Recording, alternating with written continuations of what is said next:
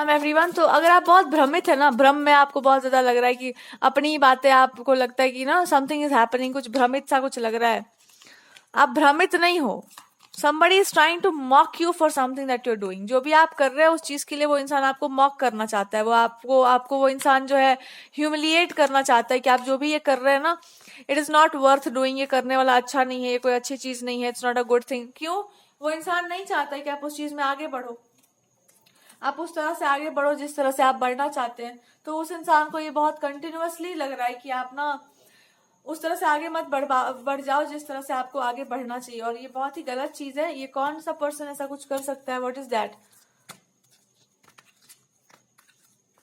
अगर आप आगे किसी को, मतलब आपका रिलेशनशिप है या कोई इंसान है जो आपके जीवन में है, तो उससे बड़ा प्रॉब्लम होगा किसी को, और वो इंसान बार बार आपको ऐसा भ्रम दे रहा है कि तुम नहीं कर पाओगे, ये रिलेशनशिप नहीं चल पाएगा, ये काम नहीं हो पाएगा, ये चीज नहीं हो पाएगी, आप नहीं कर पाओगे, ये बहुत बुरे हो उस चीज में। ये भ्रमित करने वाली चीजें आपके ऊपर काम कर सकती हैं, और बार बार ये कंटिन्यूअसली हो रहा होगा। तो आपके लिए गाइडेंस है कि जब भी आप भ्रम में पड़ जाओ, जब भी आपकी बुद्धि भ्रमित होने लग जाए, तो आप देखो कि भाई कहाँ से हो रहा है ये। थोड़ा सा लंबी गहरी सांसें लो और थोड़ा होश में रहकर देखा करो कि क्या चीज हो रहा है। कोई इंसान आपको आपकी ही बातों में लपेटने का, आपको आप ही की बातों में ला करके आपको ह्यूमिलिएट करने की कोशिश कर सकता है, आप ही को गलत तरीके से ट्रीट करना, मिसट्रीट करके आपको और डिप्रेशन में डालने का, एंजाइटी, ये बहुत लंबे टाइम से हो रहा है, और आपके फेमिनिन एनर्जी को ट्रैप करने की कोशिश की जा रही है। बार बार जब ये होने लग रहा है तो आपसे कहा जा रहा है कि इस चीज का अपमान करिए।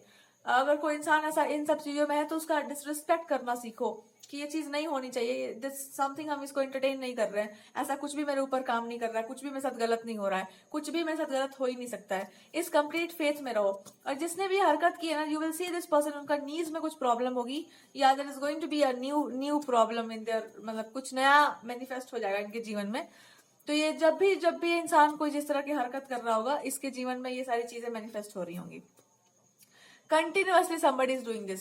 अगर कोई इंसान है जो आपको बार बार आपकी चीजों के लिए मॉक करता है, या आपके रिलेशनशिप से आप मूव ऑन ना कर जाओ, उस चीज के लिए आपको मॉक किया जा रहा है, तो वो इंसान आपको ये समझाना चाहता है, आपको ये बताना चाहता है कि जिस डायरेक्शन में आप जा रहे हो वो डायरेक्शन आपके लिए सही नहीं है, आप दूसरे डायरेक्शन में जाओ जो आपके लिए उचित है। और that direction is love, devotion, faith. इन सब चीजों में आपको रहना चाहिए, ना कि आपको नास्तिक बन जाना चाहिए, बिकॉज वो भी एक तरह का तंत्र या एक तरह से भ्रमित करने वाली कोई चीज है जो आपके ऊपर काम कर रही है। तो ये कोई नीज प्रॉब्लम वाला कोई थोड़ा एज्ड पर्सन हो सकता है, नार्सिसिस्ट एकदम, जिसका दिमाग खराब ही रहता है वो हमेशा। तो उस इंसान पर देखो कि वो इंसान ऐसा हरकत क्यों कर रहा है।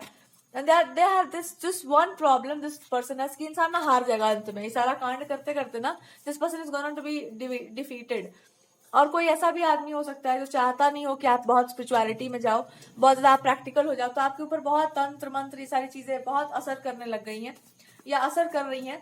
तो इसका एक ही जवाब है आपको कि आप अब प्रोटेक्शन में आ जाओ, आप अपने रूटीन्स को ठीक करो, अपने टाइम को सही करो, कंटिन्यूअसली जो है भगवान की पूजा आराधना में आप लगो।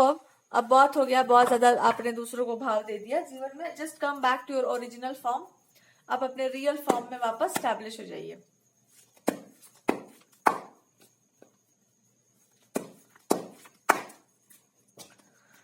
आपका सबसे बड़ा मिस्टेक यहाँ पर दिखता है, आपने भगवान से अधिक लोगों को वैल्यू दे दिया है। यहाँ पर यही दिक्कत हो गया है, भगवान से अधिक किसी को वैल्यू नहीं दिया जाता है।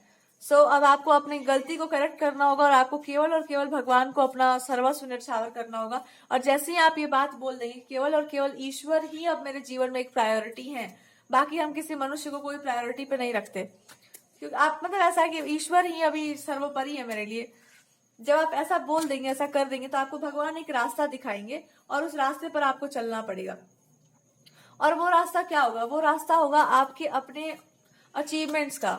आप खुद को अब बांध के नहीं रखेंगे, और जो चीजें आपको बांध के रखेंगे आप उन्हीं को बांधने में एक्सपर्ट हो चुके होंगे।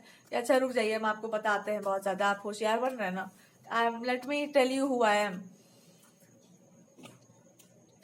ये आपको अब समझना पड़ेगा कि कोई इंसान ये झूठ मूठ की चीजें कर करके आपको भ्रमित करने का, आपको टाइम वेस्ट करने का, आपको ह्यूमिलिएट, डिमीन करने का कोशिश कर सकता है कोई इंसान। तो अब इस चीज से अब आपको निकलने का एक रास्ता बताया जा रहा है, विच इज कि उस चीज में पड़ो मत, पर अपने भगवान को सबसे ऊपर रखो। अब अपने भगवान को सबसे ऊपर रखो, उनसे अलावा और कोई नहीं होगा जो आपके जीवन में प्रायोरिटी पर चलेगा।